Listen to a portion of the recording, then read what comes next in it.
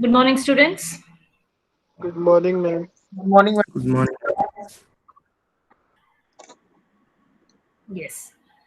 Are you all able to see my slide? Yes, Yes, ma'am. ma'am. Okay. So last class, can you please mute Panindra?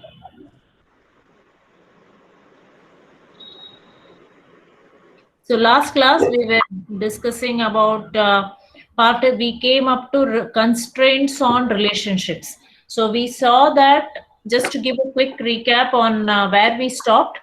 So we came to constraints on relationships. So that means there are two different types of constraints. One is called as maximum cardinality and the minimum cardinality. We discussed these two, and that's where we stopped our class. Now, maximum cardinality means how many entities are participating in a particular relationship. That is what we refer to as maximum cardinality. I also told you that you should keep track of what are the alternate names for it. So, maximum cardinality is also called as cardinality ratio. All right. So, cardinality ratio means what? The number of entities which are participating in a relationship. How are they participating? Number of entities of one entity is associated with how many instances of the other entity. That is what we are trying to do. And maximum cardinality is always referred to for the binary relationship. So, now when we say cardinality ratio, there are four different types of cardinality ratio: one to one to many to one, and many to many. And this is all we have discussed all this yesterday. We have seen couple of examples for one to many, one to many to one, and many to many. This is called maximum cardinality or cardinality ratio. Now, the next type of constraint on the relationship is minimum cardinality. This minimum cardinality is also called as existence dependency constraint, or you also call it as participation constraint. So here we saw that there are two different types of participation constraints, that is total participation and partial participation. So this also we discussed, and we took a couple of examples. In the lab session also, I have already told you what is total and what is partial. So total participation means what? Every entity or in that, but every instance of that entity should participate in that relationship. Every student should belong to a particular branch. So that means that is a total participation. Okay, so total participation, I told it is always shown by a double line in the ER diagram. So every employee must work in some department, every employee must work on some project, right? These are all total participation, where every instance of that particular entity should participate in that relationship. Then you call it as total participation. Partial means what? Not necessary that all the instances of the entities should participate. Some instances may not participate at all. So, for example, employee manages the department. So, that relationship, employee manages, that part of the relationship is a partial participation, because every employee cannot be a manager, right? So that, and you represent it by a single line in the ER diagram. So we have seen examples also, we have seen in the ER diagram also how we can go about it. This is where we stopped in the last class. That's a quick recap on what where we stopped. Today let us move further in this particular concept of ER model. Let us discuss about attributes of relationship types. Now, we have already seen what are entities, and every entity should have some attribute. That is what we have seen. In the lab example cycle, in the lab cycle exercise, we also saw that attributes are not only for entities, but attributes can also be there for the relationship. For example, in the lab exercise, we had a relationship called borrow, correct? Student borrows books. That's how we connected student and book. Now, what was the attribute of this borrow? We had an attribute called borrowed date. This borrowed date was an attribute of the relationship, right? So relationship can also have attributes similar to attributes of the entities. So here, let us see some example. We have record number of hours per week that an employee works on a particular project. So this number of hours can be included as an attribute of the relationship works on. Works on is a relationship. Between which two entities? Between the employee and the project. The employee works on project. So this number of hours per week becomes an attribute of this relationship called as works on. Okay. Similarly, attribute manager start date can be included in the relationship manages. Now we saw one relationship employee manages department. So employee is an entity, department is an entity, manages is a relationship. So this start date can be an attribute of this relationship called as manages. That means from which date he started managing this particular department. So that is about attributes of the relationship type. So that means your relationship can also have attributes similar to the entities having attributes, right? Now, very important concept, the next one is weak entity. What do we mean by a weak entity? I told you in the last couple of classes back, entities are of two types. Strong entity, weak entity. What is a strong entity? Every entity which is going to have a primary key is called as a strong entity. Now, weak entity is opposite of that. What is weak entity? If I am not able to identify any attribute as a key attribute, in other words, if the entity does not have a primary key, then we call that entity as a weak entity. You got me? Strong entity means all the entities which are having primary key is called as a strong entity. That means one of the attributes you are going to designate it as a primary key or a key attribute. Then you call such attributes as strong entity. Now there may be certain entities wherein you are not able to identify any primary key at all. In that case, that means that particular entity does not have any primary key. You call such entities as weak entities. Okay. Now, so here what we have given, an entity that does not have a key attribute is called as a weak entity. All right. Next. Now, the question arises is, if there is no primary key for that entity, then how do I uniquely identify the records? How do I uniquely distinguish between the records? For example, in student, USN is a primary key. So using this USN, I can retrieve any record whichever I want. So I am able to differentiate, or I am able to distinguish between the different students of that particular, between the different students.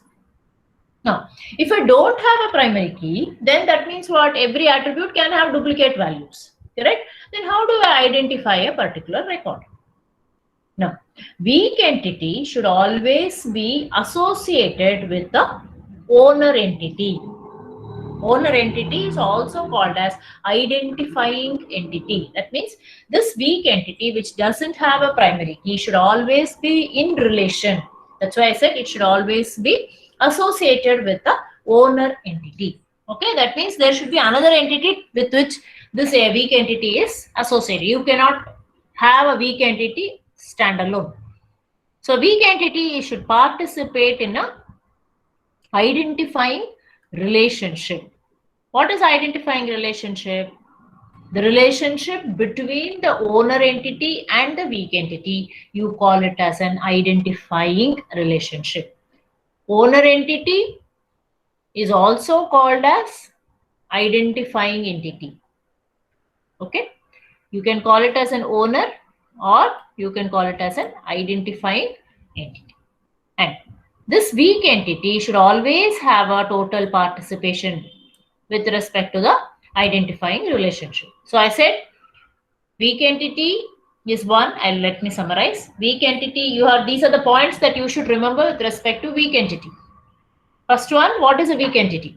What is weak entity? An entity which doesn't have a key attribute or a primary key, you call it as a weak entity. Fine. Now, since there is, next point is what? Since there is no primary key, how am I going to identify each of these records? How to distinguish, how to differentiate between all the records in that entity? That is why we say weak entity should always be associated with the identifying entity or a owner entity. There should be some owner entity with which you are going to relate this weak entity. That means there should always be a relationship between owner entity and weak entity. And that participation, weak entity should always participate in a total participation. That means every instance of the weak entity should be associated with the owner entity. How do you identify weak entity records? We are going to identify one particular attribute in the weak entity. It could be anything because it's not a primary key. That is called as a partial key. This partial key, you are going to relate it with the one of the primary key of the strong entity. I'll take an example and then that will become clear to you. Look at this. Now, dependent is an entity. Look at the difference between employee and dependent. How do you represent employee? How you are represented it like this. All strong entities, you are going to represent it with a rectangle like this. All weak entities will be represented with a double rectangle. Are you seeing the difference? There is a double rectangle like this. That is a weak entity. So dependent is a weak entity. So dependent is a weak entity means what? It will not have a primary key. Correct? Sorry. It will not have a primary key.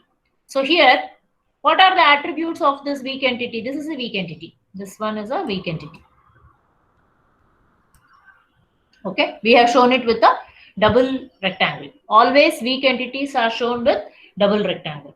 Now this dependent is a weak entity. What are the attributes of this dependent? Name is an attribute. Can we make name primary key? We cannot. Gender is a attribute. Can we make gender as a primary key? We cannot. Date of birth is an attribute. We cannot make date of birth also as primary key. Relationship means how am I related with the employee, let us say, whether I am a father or a mother or whatever I am. Can you make that as a primary key? No.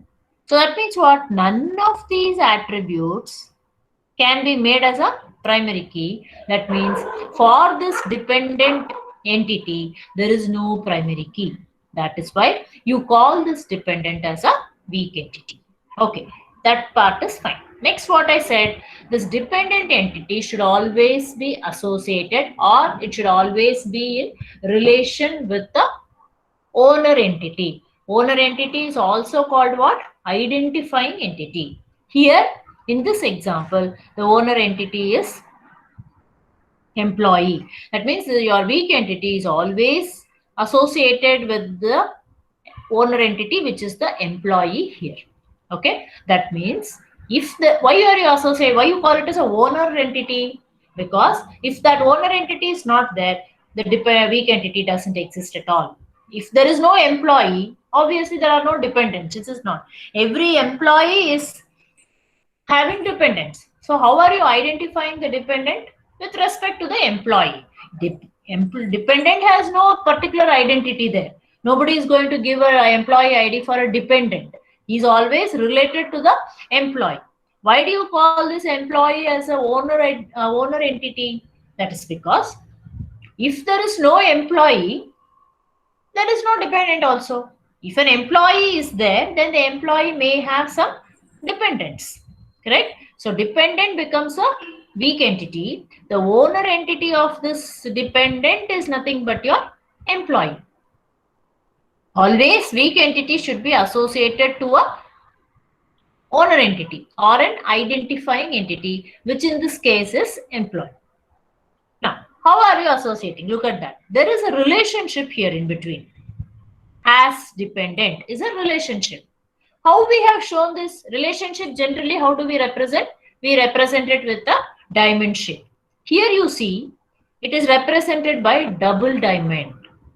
So always double diamond represents identifying relationship. Okay, whenever you want to associate or relate a weak entity with a owner entity or weak entity with the identifying entity, we make use of identifying relationship. This is called as an has dependent. It's called as an identifying relationship. Identifying relationship is always represented by a double diamond. Okay, so employee has dependent. That is how you are trying to relate. Now, look at this part. This is a double line. So that means it is a total participation. Always all weak entities should be totally participating with the identifying relationship. You cannot have partial participation on this side of the relationship, because every dependent, if there is a dependent, that then he must have an employee associated with him. You cannot say there is a dependent but there is no employee related. No, that is not possible.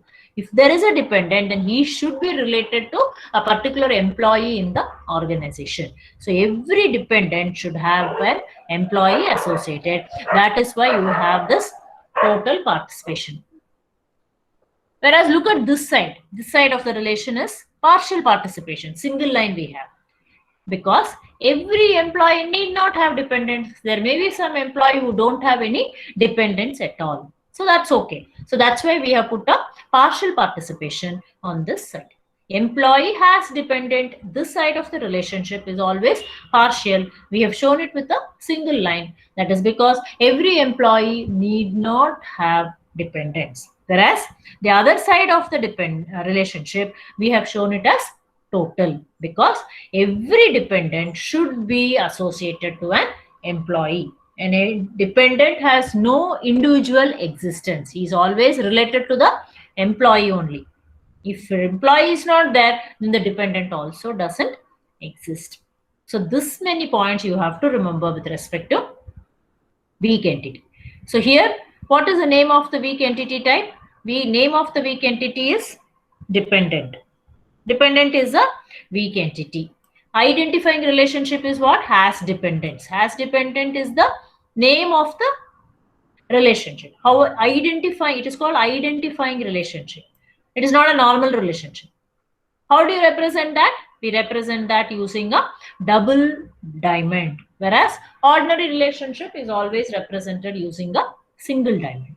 Okay. Then identifying entity type is the employee here. Identifying entity, or you can call it as owner entity. Owner entity is nothing but the employee here. Now, how do you represent? Now, if I want to identify a particular dependent, how do I do it? Here in the dependent, we have 4 attributes. We have name, gender, date of birth, relationship. I will take this name as one of the attribute. And what is the primary key of employee? Primary key of employee is E number. This E number, I will try to include it in the dependent. So E number plus this name becomes your helps you in identifying the dependents. That's why we say partial key of dependent. We call it as partial key. Any key of this weak entity, I am taking here name. That is I call that as partial key of the weak entity. I cannot call it as primary key because I cannot make name as a primary key. It doesn't have a primary key. That is why you call it as a weak entity. This name is a partial key. I'll associate this name with the primary key of the owner entity. Primary key of owner entity is what? E number. So E number plus name together, I will be able to identify the dependents or the records of the dependents. Primary key of dependent table is SSN, dependent name. SSN or employee number, whatever is the primary key of your employee. Here we have shown E number. Okay. So it will be E number plus the name will become the primary key of dependent. It's a combination of keys. So this much you have to remember, and you have to write all this with respect to the this weak entity. I would like to take some questions here at this point of time. Any doubts with respect to weak entity? Because weak entity is a concept which is very important.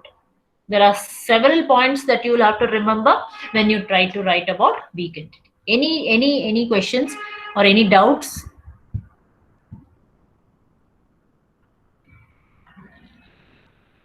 Any concept or any point that you didn't follow, I would like to discuss it here before I proceed further. Any doubts, anyone?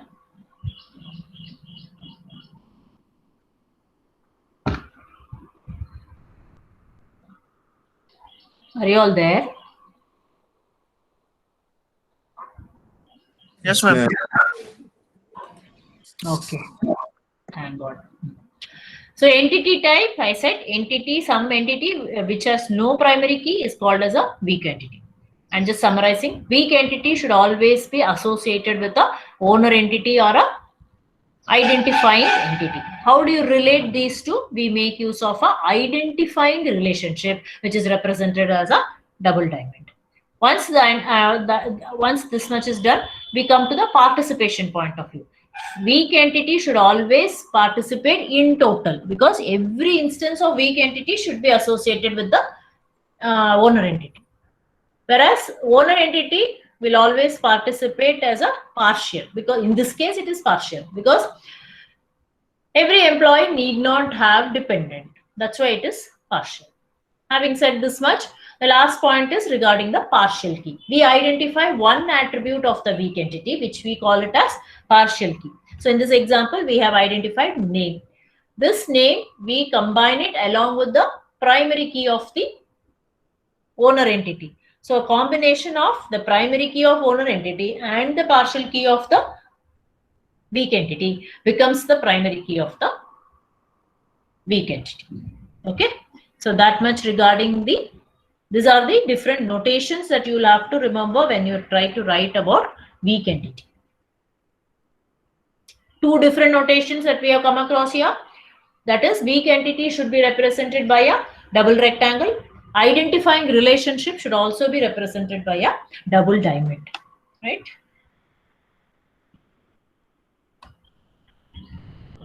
Next, let us see, using all these notations, how we are trying to design our ER diagram of the company database. That's what we are seeing. We saw department as one entity. So in department entity, we have what are the attributes that you have. Name is an attribute, which is a primary key, so it is underlined. Number also is a primary key, so we have underlined that also. If you observe here, location is multi-valued. Multi-valued means how you have to show? You have to show it with the double ellipse, right? And manager is an attribute. Manager start date is an attribute. We are just seeing different entities of the example database, that is your company database. Next, we saw an entity called as project. So project also has name and number. These two are considered to be primary key, of course. And then you have location is a attribute. Controlling department is again a attribute.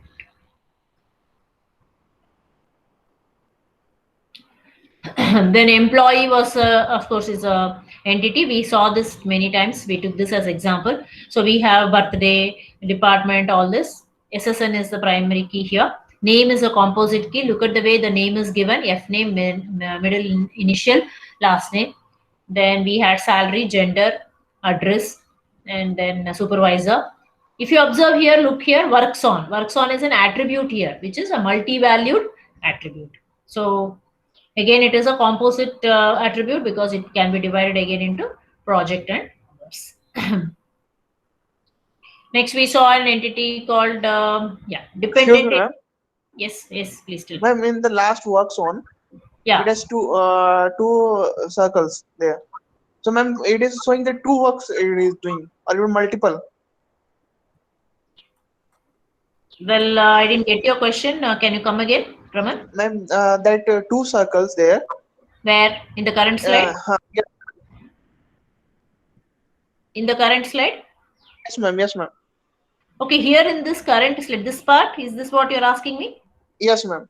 Yeah, here we have shown, simply for the sake of example, we have shown works on as a 2 ellipses drawn here. So this is shown as a multi-valued attribute. That means works on can take multiple values. Employee can work on many projects. Again, the works on is also it's a multi-valued attribute. It also is a composite attribute because you are dividing this again into project and hours.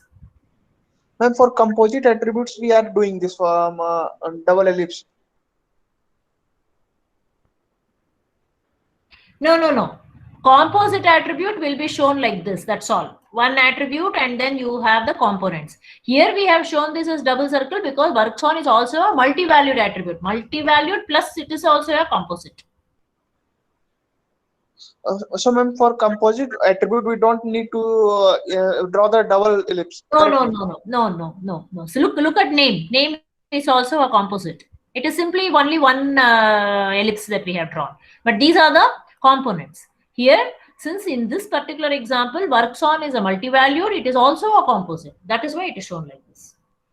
Okay, thank you. Yeah. Next, we go on to dependent.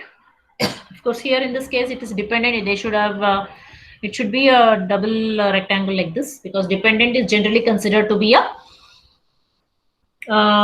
what to say, a weak entity. Okay, so these are the different attributes. This is okay. So how we exactly arrived at the ER diagram with all this, all bits and pieces we were seeing. Now the whole ER diagram is, this is how it is shown. So department and project, you try to relate by using controls. Department controls the project. 1:n again. So 1 to many. So one department can control many projects. That is what it says. Look at this part. One employee manages one department. Manages is a relationship. It has an attribute called start date. All this we saw in bits and pieces. Now we have put in one ER diagram. So the complete ER diagram is shown here. Then employee works on project is a many-to-many relationship, MN. So one employee can, many employees can work on many projects, right? Supervision, yesterday's class we saw, this is actually a recursive relationship where the same entity is participating in the relationship in 2 different roles. And that's why we were talking of these role names, supervisor and supervisee. That also we have brought in here. And here number of employees is shown as a dashed arrow, which means that is a derived attribute it is. Okay. And then one department can have, or many employees can work for one department, that is n:1. So then this part we saw, this whole thing is a weak entity concept, which we saw just now. Okay. So what we saw in bits and pieces in all these slides so far, we have put it as one particular ER diagram. Right. Next, there are certain conventions that we use when we try to write the ER diagram. Okay. Now, what is, we saw what is a schema. Schema is what? Schema is called as a description of the database. And it is also called as intention. We saw what is intention and what is extension. Extension is nothing but the set of all the records in a particular entity or set of all instances in a particular entity. We call it as extension. So here, if you see, the schema will rarely change. That means your description will not keep on changing, but your extensions will always change frequently.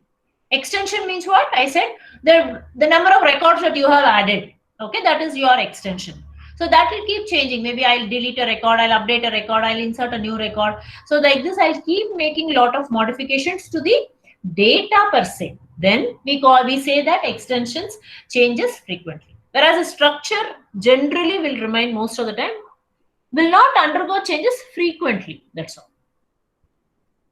Now, these are again, we are coming back to the notations once again. As I told you, how do you represent an entity and a weak entity? Look at the difference.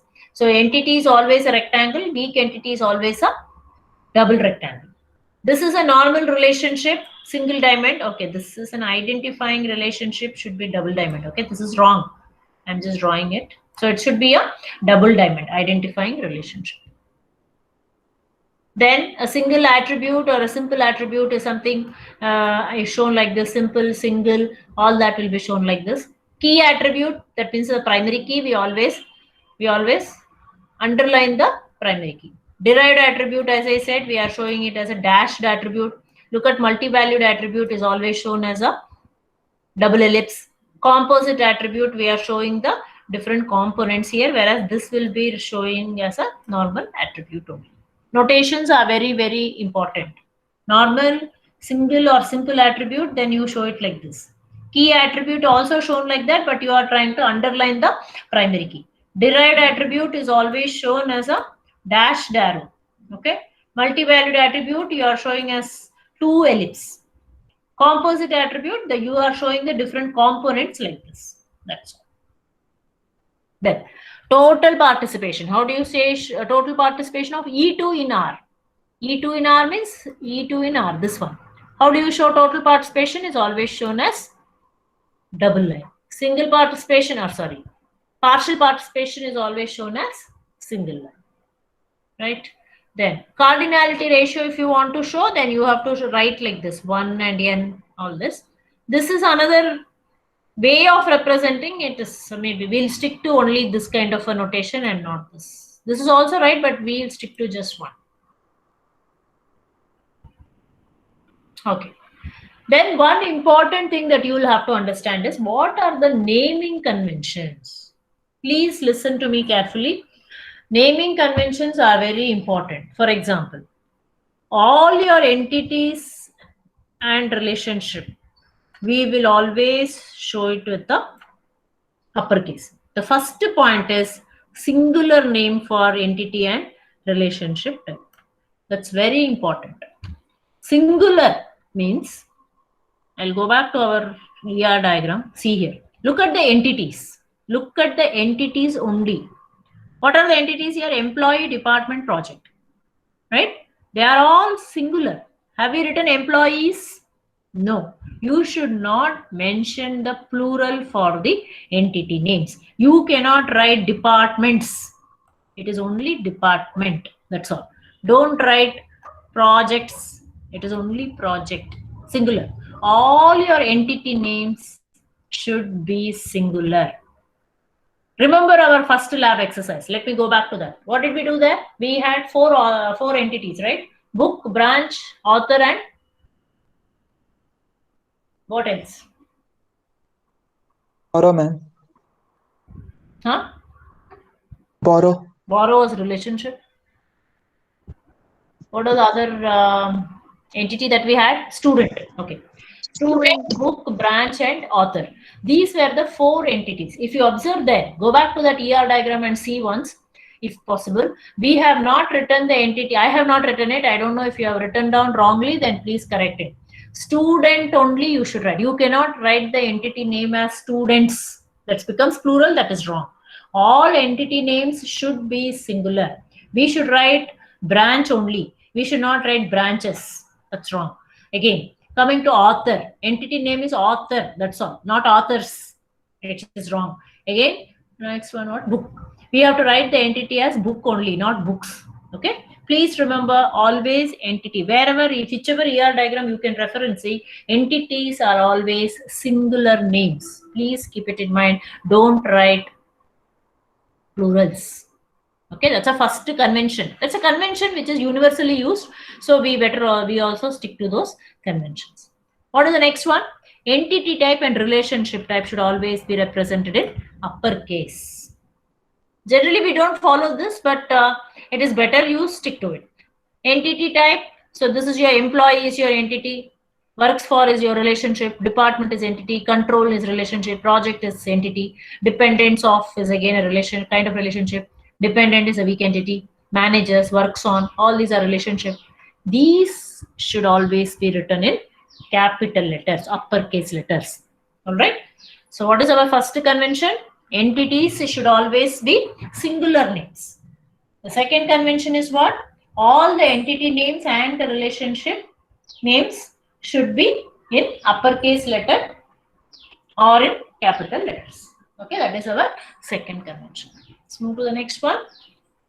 Next, That's very important one. Attribute names should be capitalized. Capitalized means what? The first letter should always be capital. Of what? Attributes. Look at this. Let me show you one example. Where is this? Okay. See, department. Look at the attributes of department. Name, number, and locations. How have you written name? First letter is capital, always. Number, first letter is capital. Location, L is capital. Again, come to project. Name, N is capital. Number, N is capital. Location, L is capital. Always attribute names. The first letter should be capitalized. Look at the salary, gender, last name, middle initial, F name, everywhere. Okay. So always this attributes should be capitalized, means first name is capital is enough. Next, role names. How should you write the role names? Role name should always be lowercase.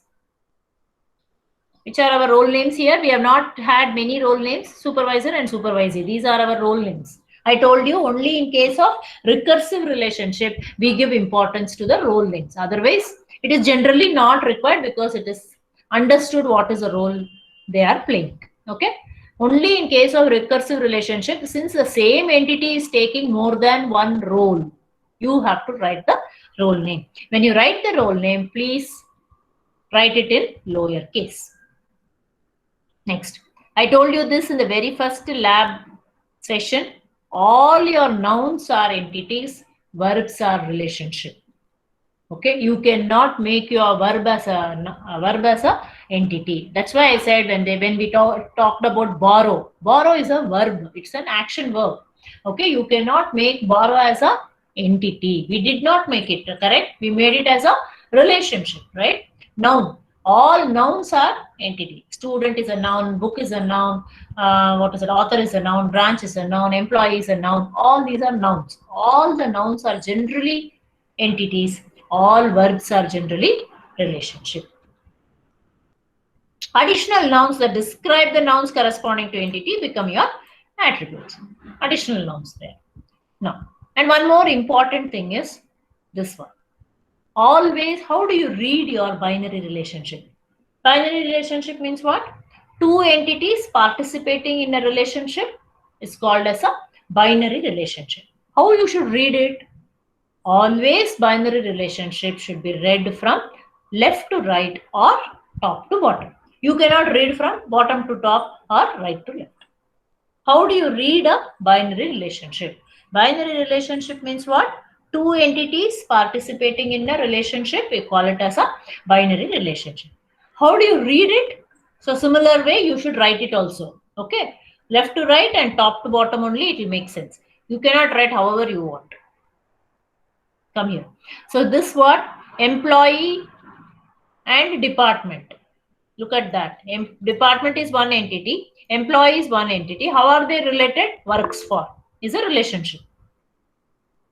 How should you read? Employee works for department, left to right. You can't read department works for employee. That is wrong. Always you should stick to that convention. See here, one more relationship is what? Employee manages department. Read from left to right. You should write it also like that only, so that it will make sense. You can't write the other way around. Okay. Next up, see here, top to, or it can be top to bottom. Department controls the project, top to bottom. Employee has dependents, so like this it will come, right? So you should either all your binary relationship, most of them, most of it we have to follow. Sometimes because of space, we try to write it in a different way. We should avoid it, that's all. So top to bottom or left to right, you should read it. So you have to write your ER diagram in such a manner. You can't put department on your left side, employee on your right side, and then say works for from right to left. You can't read. That becomes wrong. It's a convention that is followed, so let us follow it. So these are the naming convention. What is that? Let's summarize. All entities should be singular names, right? And your entities and relationship should always be in capital letters. All your attribute names should be first letter capital. Role names should be lowercase. Generally, all your nouns are taken as entity type. Verbs are taken as the relationship type. All right. And then your binary relationship. You should always write your binary relationship in such a, I'm emphasizing only on binary. When it comes to ternary, we'll see how we can write it. All binary relationship should be written in such a way it is readable from left to right or top to bottom. Right? Any doubts at this point of time? Can I take a couple of questions, if any?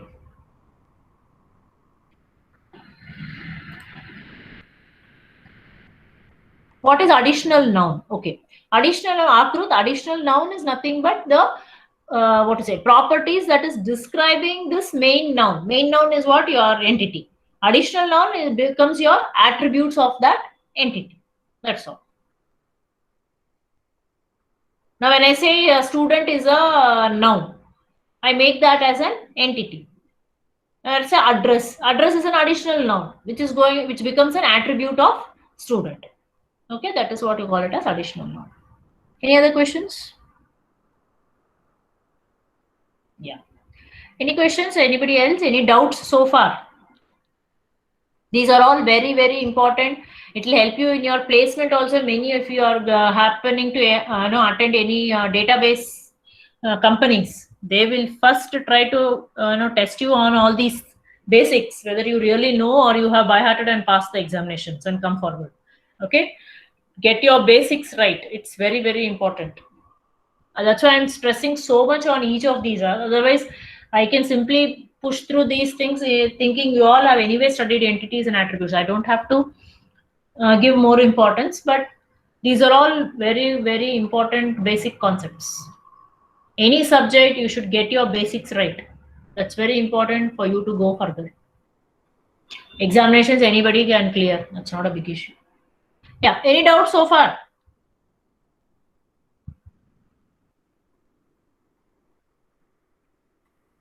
All right, let's move forward. No questions, let me move. Alternate notations, I am not going into this. I don't want to confuse you all with alternate notations. There are so many different notations. We'll stick to what I have discussed. Okay, next. Let's see an example of ternary relationship. Ternary relationship means what? There are three entities which are participating in a relationship. That is what you call it as a ternary relationship. Okay, what is a ternary relationship here? Ternary relationship is this supply. Supply is the ternary. This supply is the ternary relationship. Why? Because you have three entities which are participating. Which are the three entities? Supplier is one entity. Supplier, project, part. Very good. Project and part.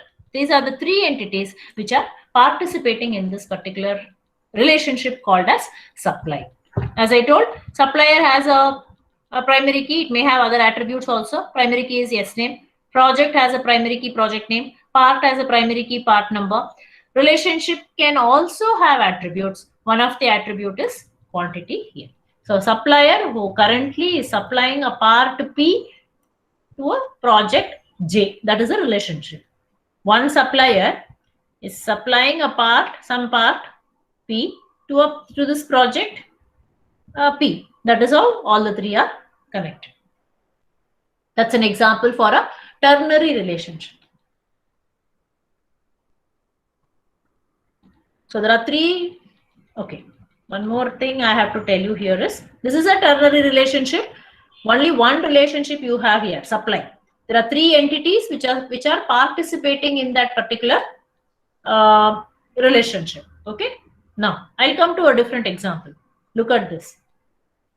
There are three binary relationships here. This is not equivalent to a ternary. That's very, very important. Which are the relationships here? Supply is one relationship. It's a binary relationship. Why binary? Because there are two entities which are participating in supply. Supplier supplies project over. It's a binary relationship. Next, you have one more relationship called as can supply. Supplier can supply part. It's again a binary relationship. Supplier can supply part. So can supply is a relationship here. Supplier and part is the entity. It's a binary relationship done. Next, you are having one more binary relationship here. Project uses part.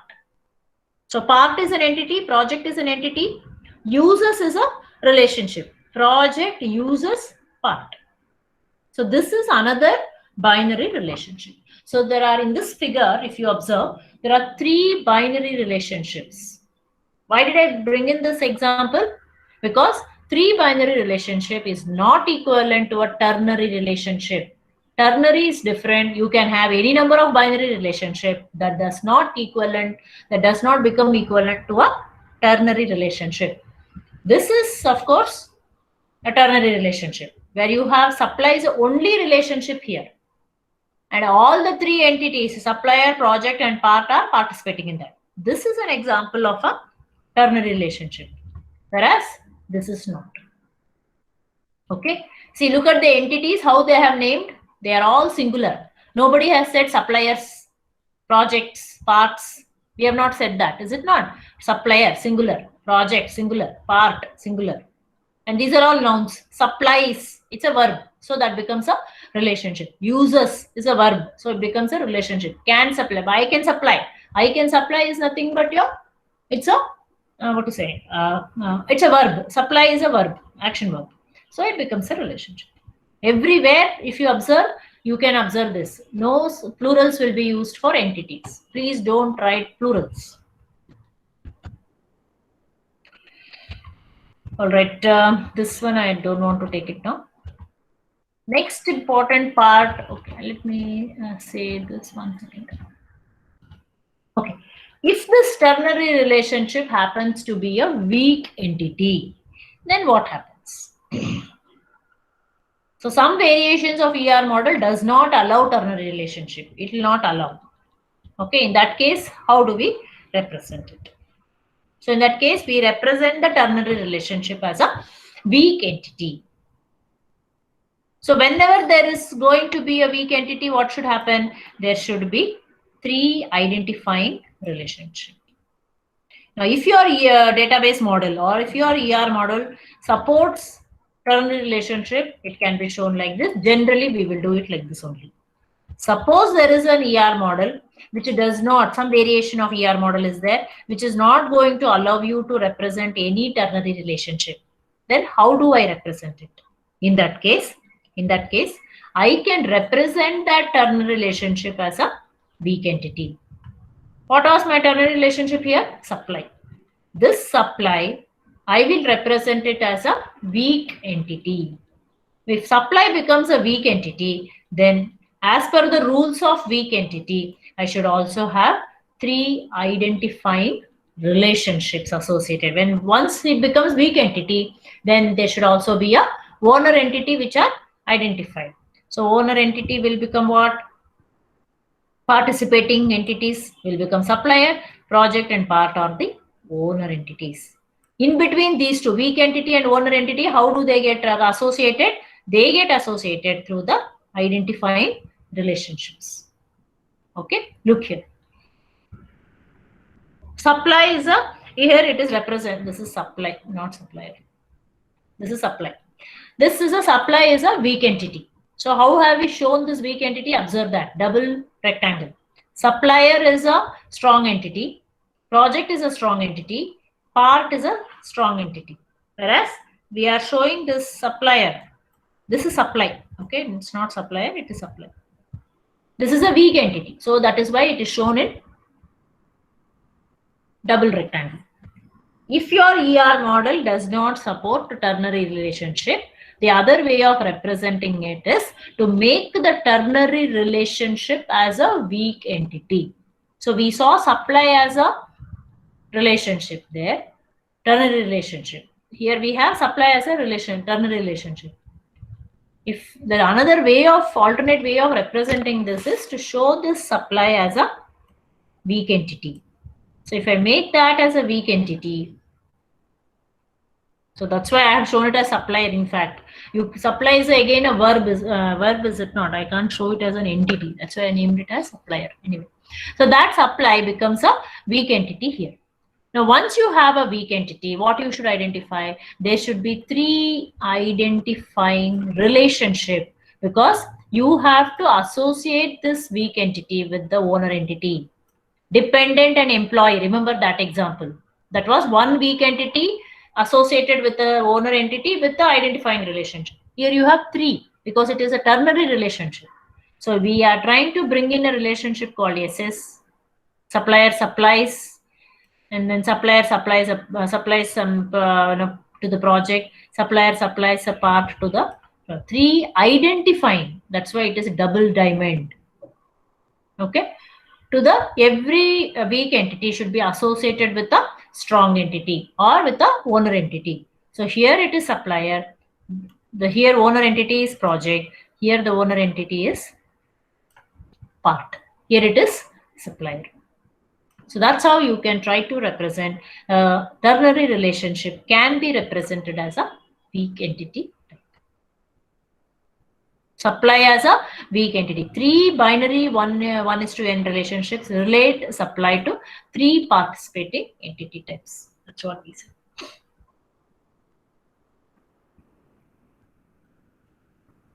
The same thing we have shown all in one slide. This is your supply as a ternary relationship. This we said, we discussed this as three binary relationships cannot be equivalent to a ternary relationship. And if you want to represent supply as a weak entity, then how can you represent this? All right. Let me take up some questions at this point of time. Any doubts? Anyone? Any doubts?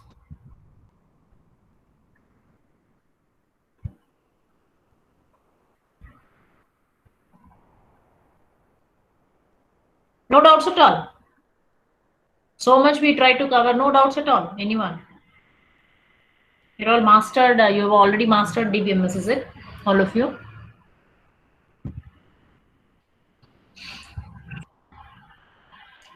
How do you spell the word supplier, SS supply? Where does that come here, Akrut? See, SS is just a relationship name, that's all. We have named that identifying relationship as SS, that's all. Don't bother too much about what that relationship is called. Just for the sake of example, we have shown it as SS. Why? Because when we are trying to show a weak entity, we should show that there has to be a identifying relationship. So this identifying relationship is what we have shown as SS. Let's not bother too much about what that is called as. Here also we have shown the identifying relationship as SPJ. Okay, that's for the sake of example. Here also we have shown it as SP. That's okay. Main thing you have to concentrate is if a ternary relationship is shown as a weak entity, then obviously that weak entity has to be associated with three owner entities. Which are the three owner entities? Supplier, project, and part. These are the owner entities. So how does this weak entity gets associated with the owner entities? By the help of these identifying relationships, which are shown by double diamond. These are all three, SS, SPJ, and SP are the identifying relationships. Okay, so no need to bother about this example. Another example for ternary relationship, we can take anyone? Example for ternary relationship.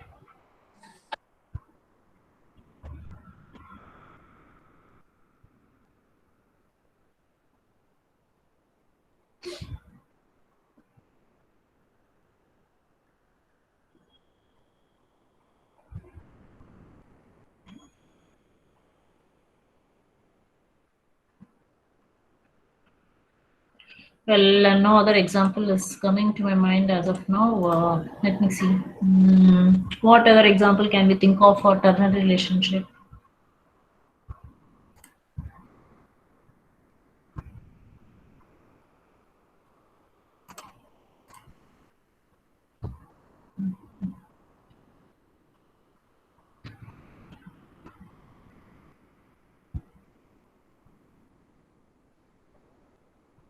Well, I'll let you know, Akrut. I'm not getting any example as of now. Yeah. Any other doubts? No, ma'am. Excuse me. Yeah. It's Rupak. Ma'am, in that ER diagram, it showed that multi-valued attribute means address wasn't multi-valued attribute. But address can be multi-valued attribute, right? Where, ma? Where? In the ER diagram of employee. Okay. Yes, here. Yes, ma'am. What is your doubt here? The address can be multi-valued attribute, right, ma'am? Where is address here? Ma'am, I saw once. I saw in the last one, I guess.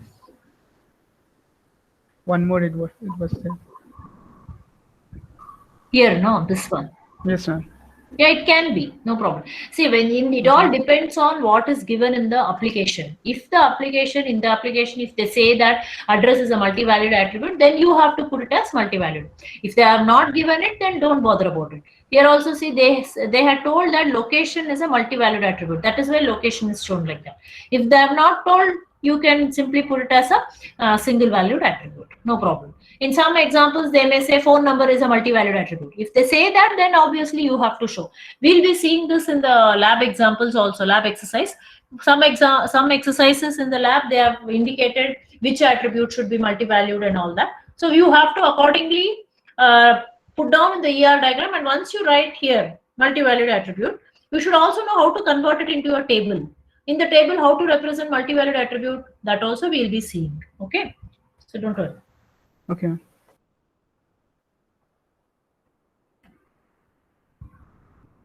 Yeah, doctor patient in medicine is very good example of a ternary relationship. Very good.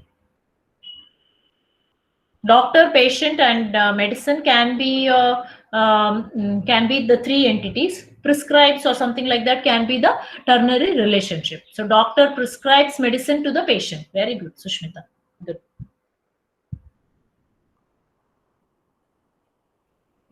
So doctor, patient, and medicine becomes the three entities. They are all three nouns. All these three entities will be related by some relationship name, which is a ternary relationship, which we can call it as maybe prescribes or consults, something like that. Prescribes would be better. So doctor prescribes medicine to the patient. That's a good example. Right. See, like this, you have to think, and you can think about, and this example, all of you can note down so that when you write, you will also remember. Manufacturers, dealers, and consumers. Product is manufactured by the dealer and given to the consumers. How you will be trying to relate all these three, and what will be the relationship? Can you throw some light on that, Beneka? Ma'am, manufacturer, like company manufactures the product. Now, what is the no? Let answer my question. Which are the three entities? Ma'am, manufacturing company.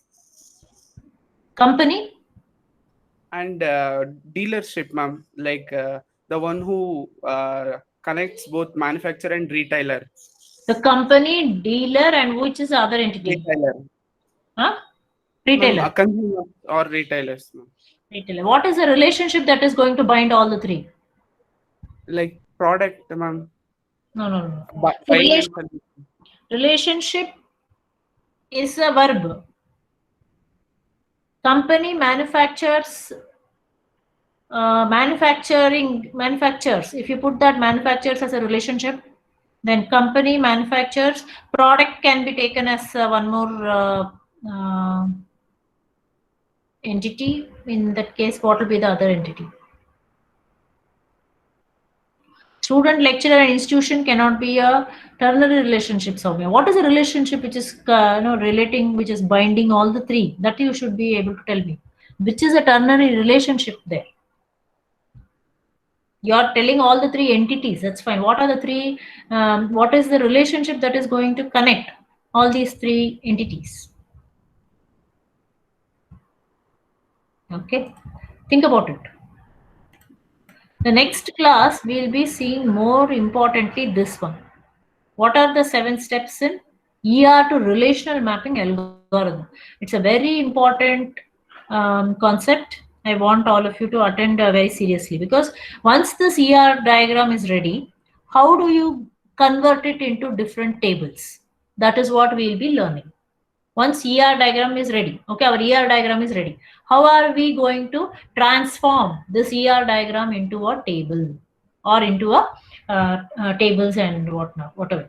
Okay, whether we should convert every entity into a table, which should not be converted into a table, all this you'll be learning in that 7 steps, which are very important. Okay. I think that can be done in the next class. And tomorrow's lab, I hope all of you are sure that it is going to be in the afternoon. Are you aware of that? Yes, ma'am. Yes, Yeah. ma'am. Tomorrow's classes all will be in the morning. Our DBMS lab will be in the afternoon. And I want you all to maintain a proper observation of whatever we are doing. Simply don't look into the screen and keep quiet, because observation is very important. And later on, whether we ask you to write in sheets or buy any record, or we come to campus and buy the BMS record, I do not know. But keep your material should be proper, intact with you. Write in some sheets and make a proper observation copy of your own. Whether you write in some notebook or you are writing in sheets, it is your responsibility to keep it okay. Because we have already discussed SQL basic commands. That's the first thing that should go into your record, I told. Of course, for that, I have already shared the notes for you all. Did you all receive my notes, SQL commands and module 1 notes? Yes, ma'am. Yeah. Yes, ma'am. Yeah. So SQL commands are already given. After that, last class we discussed the ER diagram, schema diagram, and all of the first lab exercise. All that should also be written in your observation as well as in your record. So observation, some written copy you have to maintain properly at your end. I will not be sharing again ER diagram and schema diagram once again for all these things. Whenever we do in the lab session, please note down and maintain a copy with your end. How you will submit and how it is going to be submitted, that we will see later. But you have a copy, handwritten copy, ready with yourself. If we ask you to scan and send, you can scan and send, or if you have to write it in the record again, you may have to write it. That we'll see later, but keep a copy with you. Don't tell I don't have any copy, ma'am, you send. I will not send ER diagram, schema diagram of lab exercise and all. Am I clear? Answer your attendance. Anaga? Yes, Abhilash? Yes, ma'am. Akhil? Yes, ma'am. Akrut? Yes, ma'am. Manisha? Aravind? Present, ma'am. Arifullah? Danakraj? Present, ma'am. Vanu? Yes, ma'am. Bhargav? Yes, ma'am. Rahmatullah present. Okay. Chaitra? present, ma'am. Chandana? Present, ma'am. Saran? Yes, ma'am. Darshan? Present, ma'am. Diksha? Present, ma'am. Lakshayani? Present, ma'am. Kishan? Present, ma'am. Harshit? Harshit is not there. Hemalata? Present, ma'am. Uma? Present, ma'am. Jayant? Present, ma'am. Divya? Yes, ma'am. Kaushik? Present, ma'am. Lakshmi? Ma'am, she's present. ma'am. Okay, I saw. Lavanya? Present, ma'am. Our mic issue. Manish? Present, ma'am. Manoj?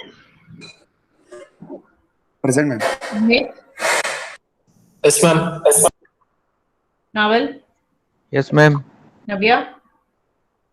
Present, ma'am. Nikhil? Present, ma'am. Manindra? Present, ma'am. Pawan? Yes, ma'am. Pooja? Present, ma'am. Purnima? Present, ma'am. Raman? Yes, ma'am. Rashmi? Present, ma'am. Rupak? Yes, ma'am. Sai Kumar? Present, ma'am. Sameer? Present, ma'am. Santosh? He's not there. Santosh is not there today. Shadab? Present, ma'am. Charan? Present, ma'am. Shashank? Present, ma'am. Sheetal? Present, ma'am. Shivani? Present, ma'am. Soumya? Present, ma'am. Yeah, Spurti? Present, ma'am. Vishnu, Present, ma'am. Nandini, Present, ma'am. Sushma, Present, ma'am. Shmita BS, Present, ma'am. Shmita U, Present, ma'am.